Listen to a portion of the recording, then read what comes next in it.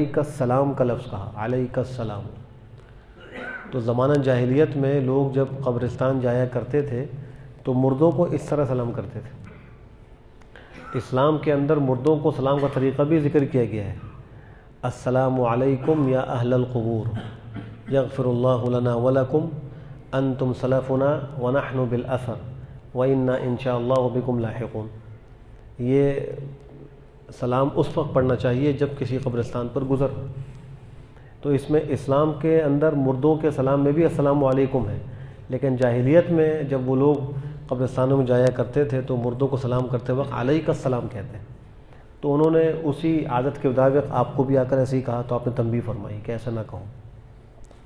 تو اس سے ادب یہ معلوم ہوا کہ جب کسی کی پہلے کسی سے ملاقات ہو تو اس کو السلام علیکم کہنا چاہیے، پہلے سلام کرنا چاہیے، اس کے بعد دوسری بات کرنی چاہیے.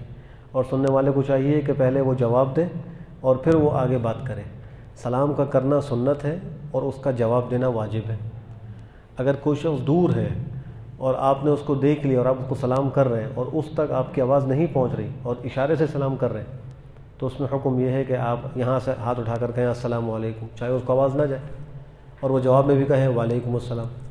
صرف ہاتھ سے اشارہ کرنا بغیر سلام کہے یہ یہود کا طریقہ تھا. یہود سلام کرتے تھے دور سے، خالی اشارہ کرتے تھے، السلام علیکم نہیں کہتے. اسلام کا طریقہ یہ ہے کہ جب کوئی دور سے بھی سلام کرے تو چاہے اس کو آواز نہ جائے لیکن وہ خود کہے السلام علیکم، اور جواب دینے والا بھی اشارہ کرے اور کہے وعلیکم السلام. ایسے ہی جب ہم کسی کو فون کرتے ہیں یا موبائل پہ بات کرتے ہیں تو پہلے السلام علیکم کہنا چاہیے، یہ آداب میں سے ہے، اور سننے والا اس کو کہے وعلیکم السلام. ایسے ہی جب کوئی ہمیں میسج بھیجتا ہے، چاہے واٹس ایپ میں بھیجے یا ویسے ہی ٹیکسٹ میسج وہ بھیجے اور اس میں لکھے السلام علیکم، تو اس کا جواب دینا بھی واجب ہے. میسج ہم پڑھ لیتے ہیں اور سلام کا جواب نہیں دیتے، ایک واجب کے تارک ہم ہو جاتے ہیں. حالانکہ جب میسج میں سلام آیا تو لکھنا ضروری نہیں لیکن دینا کم سے کم واجب ہے. لکھ لے تو اچھی بات ہے، لیکن اس نے لکھا نہیں، خالی پڑھا السلام علیکم پھر کہا وعلیکم السلام، تو یہ اس کو کہنا چاہیے، چاہے وہ میسج میں آئے، چاہے ویسے زبان سے کہے یا دور سے اشارہ کر کے کہے. ہر صورت میں جس کو سلام کیا گیا اس کو جواب دینا چاہیے. اور ایسے ہی کچھ لوگ کسی کا غائبانہ سلام پہنچاتے ہیں کہ فلاں نے آپ کو سلام کہا ہے، تو اس کا طریقہ یہ کہ یوں کہا جائے کہ علیکہ و علیکہ السلام، علیکہ و علیہ السلام یا علیکہ و علیہ السلام. اگر وہ کسی مرد نے بھیجا ہے تو یوں کہے کہ علیکہ و علیہ السلام، اس پر بھی سلام تھی، آپ پر بھی سلام تھی، آپ نے سلام پہنچایا. اور خالی اگر وعلیکم السلام بھی کہتے ہیں پھر بھی سلام ادا ہو جائے گا.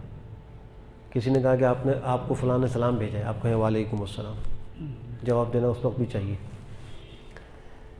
بہرحال انہوں نے آ کے سلام کیا، آپ نے سلام کا طریقہ ان کو بتلایا. پھر وہ کہتے ہیں کہ میں نے عرض کیا آپ اللہ کے رسول ہیں؟ آپ نے فرمایا کہ ہاں میں رسول ہوں اس اللہ کا جس کی شان یہ ہے کہ اگر تمہیں کوئی دکھ اور تکلیف ہو اور تم اس سے دعا کرو تو وہ تمہارے دکھ کو دور کر دے. آپ نے عقیدہ بھی بتلایا اور اللہ کا تعارف بھی کرایا کہ میں اس اللہ کا رسول ہوں کہ اگر تم کسی دکھ تکلیف میں بیماری میں اس کو پکارو تو وہ تمہاری پکار کو سنتا ہے اور تمہارے دکھ اور تکلیفوں کو دور کرتا ہے. اور اگر تم پر قحط سالی کی مصیبت آ جائے اور تم اس سے دعا کرو تو وہ تمہارے لیے زمین سے پیداوار پیدا کر دے. اور جب تم کسی جنگل بیابان میں اور لق دق میدان میں ہو اور تمہاری سواری کا جانور وہاں گم ہو جائے اور تم اس سے دعا کرو تو وہ تمہاری سواری کے اس جانور کو تمہارے پاس پہنچا دے.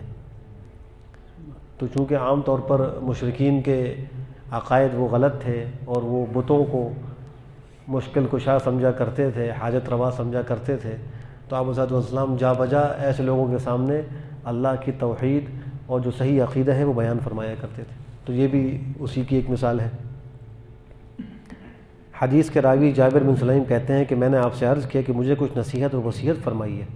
آپ صلی اللہ علیہ وسلم ارشاد فرمایا تمہیں میری پہلی نصیحت یہ ہے کہ تم کبھی کسی کو گالی نہ دینا.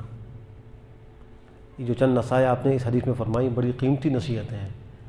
آج ہماری کسی سے کوئی لڑائی ہو یا کوئی تلخ کلامی ہو تو اس کا آغاز ہی گالی سے ہوتا ہے، اور اگر کوئی ہمیں چھوٹی گالی دے تو ہم اس سے کئی گنا بڑی گالی اس کو جواب میں دیتے ہیں، اور اس کو بڑی بہادری سمجھا جاتا ہے اور بڑا کوئی فخر کا کارنامہ سمجھا جاتا ہے.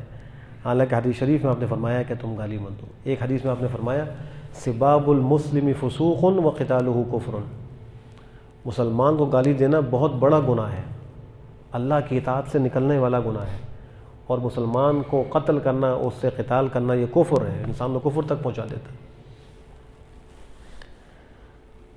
لیکن چونکہ وہ پیغمبر کے عاشق تھے تو وہ کیا کہتے ہیں، فرمایا جابر بن سلیم کہتے ہیں کہ اس کے بعد سے میں نے کسی کو کبھی گالی نہ دی، نہ کسی آزاد کو، نہ غلام کو، نہ اونٹ بکری جیسے کسی جانور کو۔ اور خواتین بالخصوص وہ معمولی باتوں پر لان تان جلدی کہنا شروع کر دیتی ہیں، بچوں کو فوراً لان تان کر دیتی ہیں، یا اگر گاؤں دیہات میں ہے اور کوئی جانور وہ ضد کر رہا ہے تو اس کو لوگ گالیاں دینا شروع کر دیتے ہیں۔ یہ سب طریقے جو ہے وہ آداب کے خلاف ہیں، اسلام کے طریقوں کے خلاف ہیں، اس میں بہت احتیاط کی ضرورت ہے۔ کبھی انسان کے منہ سے کلمہ نکلتا ہے اور وہ اللہ کے ہاں قبولیت کا وقت ہوتا ہے، وہ قبول ہو جاتا ہے، پھر ساری زندگی وہ پچھتاتا ہے۔ بخاری شریف کی روایت ہے کہ ایک دفعہ آپ صلی اللہ علیہ وسلم تشریف لے جا رہے تھے، آپ کے ساتھ قافلہ بھی تھا صحابہ کرام کا، تو ان میں کسی شخص نے اپنی ایک اونٹنی کو لعنت کی، کسی وجہ سے کر دی ہوگی، وہ ضد کر رہی ہوگی، یا اس نے اس کی بات نہیں مانی ہوگی، یا اس کے موافق وہ نہیں چل رہی ہوگی، تو جب اس نے یہ لعنت کی تو وہ وقت قبولیت کا تھا، وہ لعنت قبول ہو گئی، اس پہ پڑ گئی۔ آپ نے فوراً، آپ کو بذریعہ وحی علم ہو گیا، اس کو فرمایا کہ اس اونٹنی کو ہمارے قافلے سے باہر نکالو، جس پہ لعنت ہو چکی ہو اس اونٹنی کا ہمارے ساتھ چلنا ٹھیک نہیں ہے۔ چنانچہ اس اونٹنی کو جنگل میں چھوڑ دیا گیا، اور وہ جنگل میں چلتی پھرتی تھی، کوئی اس کو ہاتھ بھی نہیں لگاتا تھا کہ یہ ملعونہ اونٹنی ہو چکی ہے، اس پہ لعنت ہو گئی ہے۔ لعنت کا معنی اللہ کی رحمت سے دوری، جب وہ اللہ کی رحمت سے دور ہوگی تو اس کا ہم سے کیا تعلق ہے، اس کو ہم سے دور ہی رہنا چاہیے۔ تو ہم بات بات پہ بچوں کو لعنت کبھی کر دیتے ہیں، کبھی جانور کو، کبھی جو ہے وہ سواری کو، اپنی موٹر سائیکل ہے، یہ گاڑی ہے، وہ کوئی خراب ہو گئی تو لوگ اس کو گالیاں دینا شروع کر دیتے ہیں۔ یہ سب جو ہے وہ بد تہذیبی اور بد اخلاقی کے زمرے میں آتا ہے۔ اس کے بعد سلسلہ کلام جاری رکھتے ہوئے مجھے حضور صلی اللہ علیہ وسلم نے یہ نصیحتیں بھی فرمائیں، کسی احسان کو تم حقیر نہ سمجھو، کسی نیکی کو حقیر نہ سمجھو، کوئی چھوٹی نیکی ہے اس کو بھی کرنے کا تم کا، راستے میں پتھر پڑا ہوا ہے اس کو اٹھا کے سائڈ پہ رکھ دیں، کوئی گندگی ہے اس کو ہٹا سکتے ہیں اس کو ہٹا دیں، کوئی مسلمان راستے میں آپ کو تکلیف دہ حالت میں مل رہا ہے، تعاون کر سکتے تعاون کر لیں، اس نیکی کو حقیر نہ سمجھیں۔ اور تم اپنے بھائی سے شگفتہ روئی کے ساتھ بات کیا کرو، خندہ پیشانی کے ساتھ، جب کسی سے ملاقات ہو، بات چیت ہو تو خوشی کے ساتھ ملو، چاہے اس آدمی کو کوئی دکھ ہو، تکلیف ہی کیوں نہ لاحق ہو، لیکن جب کسی مسلمان بھائی سے ملاقات ہو تو خندہ پیشانی کے ساتھ ملاقات ہونی چاہیے، اور اس کا جو ہے وہ اخلاق اونچا ہونا چاہیے۔ یہ بھی ایک طرح کا احسان اور حسن سلوک ہے۔ اور اپنا تہبند آدھی پنڈلیوں تک اونچا رکھو، اگر اتنا اونچا رکھنا منظور نہ ہو تو کم سے کم ٹخنوں تک اونچا رکھو، اور تہبند کو زیادہ نیچے لٹکانے سے پرہیز کرو، یعنی ٹخنے سے نیچے بہرحال نہیں ہونا چاہیے، کیونکہ یہ تکبر کی بات ہے اور اللہ تعالیٰ کو تکبر پسند نہیں ہے۔ اور آخری نصیحت یہ فرمائی کہ اگر کوئی تمہیں گالی دے اور تمہاری کسی ایسی بری بات کا ذکر کر کے تم کو عار دلائے جو تمہارے بارے میں جانتا ہو تو تم ایسا نہ کرو، اس صورت میں اس کی اس ساری زبان درازی کا پورا وبال اسی پر ہوگا۔ عام طور پر لڑائی جھگڑے میں یہ ہوتا ہے کہ کوئی آدمی کسی کو عار دلاتا ہے کہ تم تو ایسے تھے، میں نے تمہارے ساتھ ایسا کیا، کہ تم فلاں کام کرتے تھے اور تمہارے ساتھ ایسا کیا گیا، تو اگر وہ واقعی ایسا تھا تو بھی آپ نے منع فرمایا کہ عار دلانا نہیں چاہیے، لیکن اگر کسی نے عار دلا دی تو اس نے غلط کام کیا، اس کا وبال اسی پر پڑے گا، سننے والا اس کو کسی حقیقت کی عار نہ دلائے، اگرچہ وہ چیز اس کے اندر موجود بھی ہو پھر بھی نہ کرے۔ اس سے اندازہ لگایا جائے کہ اگر کسی آدمی میں کوئی چیز نہ ہو اور اس پر ایسے الزام لگایا جا رہا ہو تو وہ کتنا بڑا گناہ ہوگا۔ جب ایک چیز حقیقت ہے اور واقعی ہوئی ہے، اس میں بھی آپ منع فرما رہے ہیں کہ کسی کو عار مت دلانا، کسی پر ایسے لان تان نہ کرنا، تو اگر کسی میں وہ بات ہوئی نہ، خالی الزام ہی لگایا جا رہا ہو تو اس کا گناہ کتنا بڑا ہوگا۔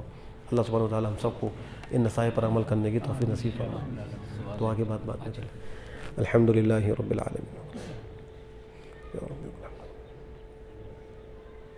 لا الہ الا اللہ، استغفر